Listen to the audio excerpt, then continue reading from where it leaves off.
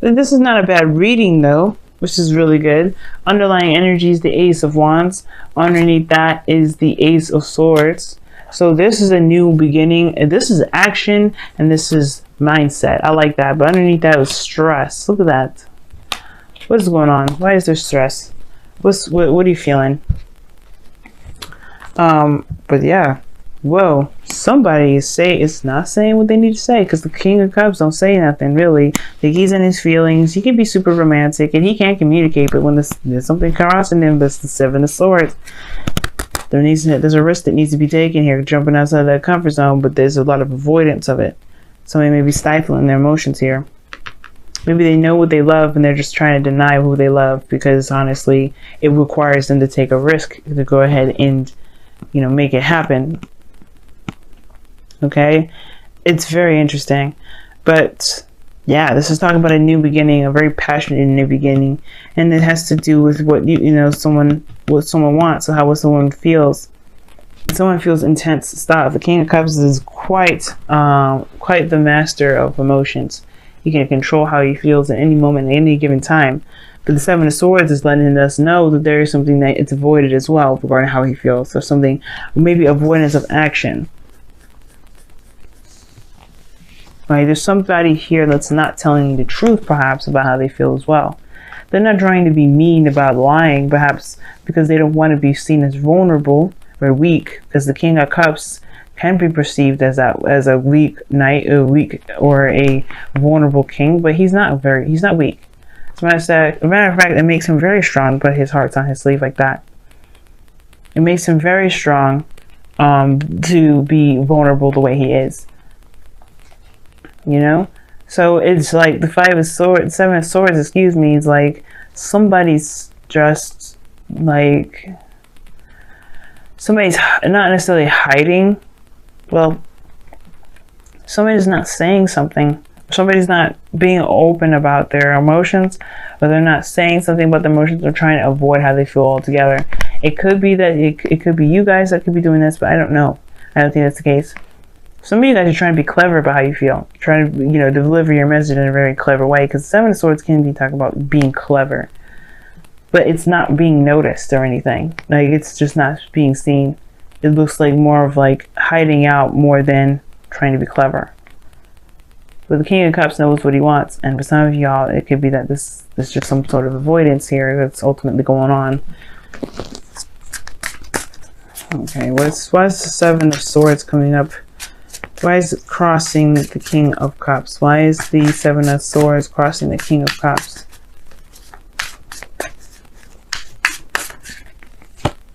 The Queen of Cups. You guys are somebody is avoiding the Queen of Cups. This King of Cups is in love with this person, but they're avoiding them. Obviously because of this situation here in the future, in the outcome. Oh no. King of Cups knows what he wants, is deeply in love, but in denial because it has to do with the Queen of Cups.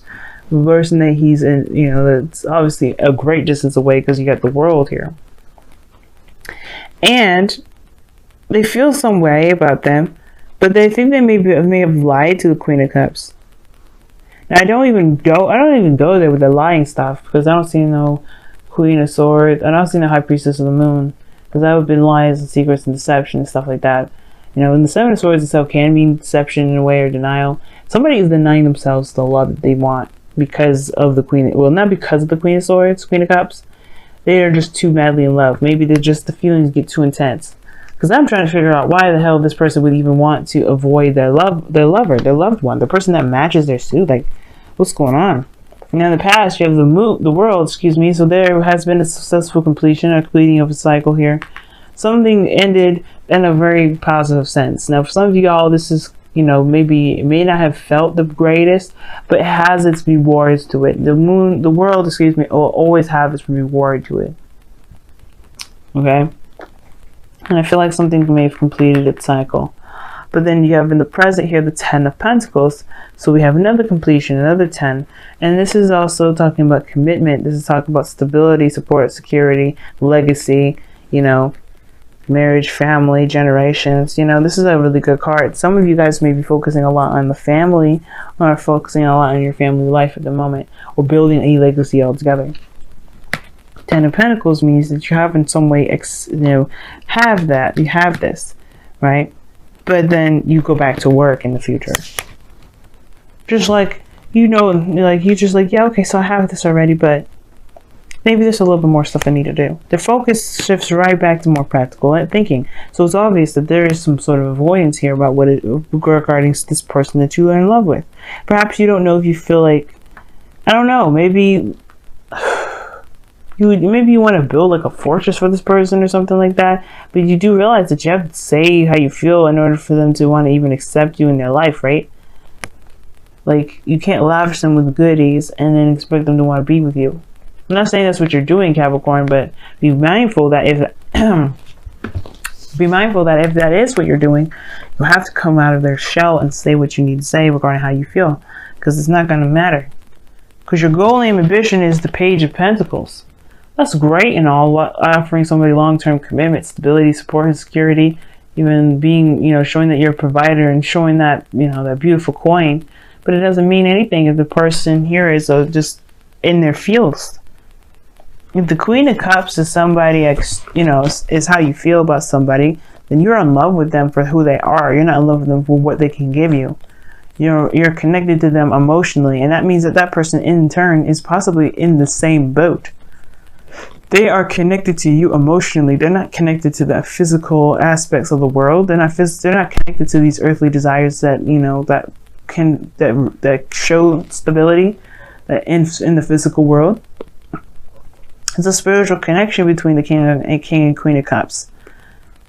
And that's the thing. There may be a denial about the fact that there is a spiritual connection. And no matter how hard you work, no matter how much you do, it's not going to feel like it's going to be enough, because this person exceeds physical matter. Like, this person's connection with you is intense, and it feels that way. It feels that way. The Page of Pentacles doesn't necessarily have to mean that you lavish someone with gifts either. It could just also indicate that you offer somebody long-term commitment, or they offer you long-term commitment, an offer of something that can actually last a long time. And I feel like that's the potential for this relationship too. I think you guys can get there, but you're not going to be able to do that if you focus on your practical matter. You're not going to be able to figure that out, or You're not going to be able to make anything of the relationship if it's constantly avoided and focused on dough making and legacy creating. Like, you have your career and everything that you got to deal with. That's cool. That's fine. But the moment you start avoiding it, or using your career and your work as a reasons to escape, or to escape your emotions and how you feel, it's just not going to go anywhere. And I feel like that's the thing with the Ace of Wands. It's like, the time is coming where you're going to want to say something to this person. I don't know if I'm tapping on my necklace is tapping on something, but you know what I mean? Like, I feel like you want to take a risk with this person. You're feeling really, really, really close to committing to this person right now. But it's hard to do, because it puts you in a very vulnerable state. This person may be like conjunct your 7th house, which is Cancer. So there may be somebody that's very Cancerian around you, right? Or this could be that there's a Scorpio or Pisces around you.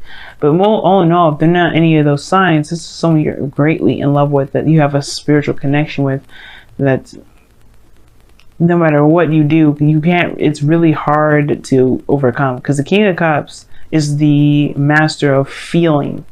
So he will feel to the end of his days. You know what I mean? Now, the outcome is external energy is the 3 of Pentacles. Well, you guys are planning for the future with a group. You're in a very stable spot already, and now you're looking to expand that. You're looking for the additional pieces, and you know that what's missing is a partner. Now, the reason why I said partner is because this could be a male or a female that you're attracted to, or you're connected to, or you feel that that you want an ideal lover, an ideal person that's in your life, that you want to be in your life. You're avoiding the relationship aspect of it, because obviously it can be very complicated, and you fall pretty hard, Capricorns. It's just true. We all do that. You probably have the hardest out of all of us, but hey, you know, I'm not judging. It's really, really sweet how hard you fall in love. And it's very difficult for you to find love because of that. Because you know, when you are in love with somebody, you mean it. You love through possession. It's very scorpionic how you guys fall in love with people. But hey, it is what it is. It doesn't mean that you can't find love. It doesn't mean that love isn't deserving of you or someone else isn't deserving of your love. But it looks like with the Three of Pentacles and the Ten of Pentacles is that you are looking to the future and are seeing the potential future for expansion, perhaps with more than one person, more than just yourself. And the Ten of Pentacles is not a card that's by themselves either. There's kids involved, there's children, there's family, you know, there's dogs here. Look at the old man. He's looking at his generation growing before his very eyes. It's like, yeah, you're in a good place. You're in a solid spot. But there's more to come. And it may, you know, don't delay yourself by denying how you feel about somebody. If this is your one, if this is the person, okay, then you could, I can see the Three of Pentacles being that you're trying to plan on making something, they're saying something or doing something, but don't work so hard or overthink it. Because of where you need to come from most of all is the emotion aspect. Now, in your outcome, you have justice. So this is possibly marriage here. This is possibly a wedding. You were probably asking someone to get married. Ten of Pentacles, justice. If I had seen the Hierophant, I would have been 100% surely on board that this was a marriage proposal, that you were really looking to marry somebody. Some of you guys could be taking a risk, right? On finding someone that you're in love with, or finding someone that, you know, makes you happy. But justice in your external, in your outcome rather, really highlights this like need for balance and closure. Closure in the sense of not necessarily closing the chapter or closing a door, but more so like making something even. Balancing those karmic scales. And in the sense this is the number 11, it could be that this is a twin flame. Somebody is a runner in this relationship. And I don't think it's the Queen of Cups that's the runner. It could be the King of Cups. It's himself that's the runner. Now, that could be him, that could be the other person, or it could be you. Either one that feels this, you know, that you feel like you have the strongest, intense feelings for this person. Denying them isn't going to help anything. And the Ace of Wands and the Ace of Swords is talking about a new beginning. So how do you have a new beginning? Like, this is the start of your new beginning. Just accepting how you feel. Let's go ahead and take a look at your Wisdom of the Oracle cards here.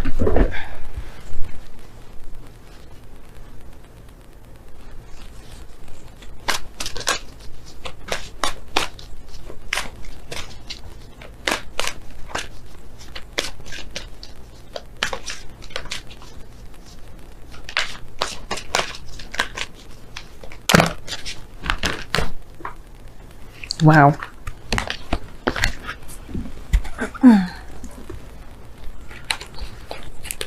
Milk and honey came out, but it fell on the floor. So I'll put one more. You know, I don't want to take that one because it fell on the floor. So I'll shuffle again and see which one comes out. Okay. Observer. Observer. Wow. Milk and honey means to have a taste of prosperity. You know, tasting prosperity, knowing that you've had a taste of what it is that makes you happy, and now it's like the rest remains. What are you going to do about it? You know, it's interesting, right? What's underneath this deck after I pulled the Observer, you had Treasure Island, which talks about, you know, knowing where the treasure is. You know what makes you happy. You know what your abundance is. You know where to find it, to dig it up, and to truly, you know, invest it, and, you know, do whatever you want to do with it, to have it, and, you know, make it yours, is by following the map, is by following the directions. Law of attraction. But you have to, you know, that you have You have the map to the treasure, therefore you have that treasure. You don't have to have that treasure in hand in order to have that treasure. And that's the part of the law of attraction. You just have to know that you have it. Now, observer here in your for your wisdom with the oracle card for this week. It's interesting because it's talking about watching, being very open and very mindful about the situation and circumstances around you. Keep watching from afar. And I feel like you've been doing that already, to be honest with you. You may not have had the Page of Swords in this reading, but the Page of Pentacles is talking about looking very closely at details. Looking very closely at the details, really making sure this is something you want. Now, the Seven of Swords is perhaps either jumping the gun, perhaps what I would think with the connection here, but I don't think that's the case at all. It's very interesting that Observer would come up when the Seven of Swords is crossing. But I feel like that is in a way very contradicting. Be careful that you're not observing to procrastinate. Be careful that it's not procrastinating energy. Because I feel like whatever you're waiting on, whatever you're trying to see, whatever information you're trying to get, that is already available to you because of the milk and honey and the treasure island card that came up. You have what you need already. What are you looking for further before you take action? Because the Ace of Wands is asking you to go ahead and take action. You know your passions are, go for it. Ace of Swords, clarity and a new beginning, new ideas, new way of thinking, new way of communicating. Go for it. But you have Observer. Don't be so focused on watching things that you end up missing out on opportunities. Know what you want, obviously, because you do. And don't sit there and wait and by looking from far away for so long. I'm going to pull your Whispers of Love here. And it says physical touch is important. See what I'm saying? Another freaking contradictory card. For some of us, nothing is more important than a tender touch. This might include a pat on the back or giving a hug to someone who needs it. Family, see what I'm saying? This is very action oriented and physical oriented. Like, I feel like you guys are trying very hard to make this a reality. Be connected with this person. I don't know if you guys are just settling with this person being someone from the distance. If you've been waiting for them to, if you've been wanting to be with them for some time, I feel like you can make it happen. Book a ticket and, go see them. But physical touch is important, and I feel like you feel that way. That's probably why you don't want to just think about them. You want to work on building something or making something real. Make on a real offer. But again, even that requires action. And the Observer card is action oriented, but this is talking about waiting and seeing. Well, not necessarily waiting and seeing, but just observing, watching people, being observant. You guys are very good at being observant already. You do that on your day-to-day life. But it's about where you're going, what you're doing, why you're going about doing it. And that's the most important. And it has to do with love. It has to do with expansion. It has to do with making plans for the future towards legacy. What's your next commitment? Your commitment to this person.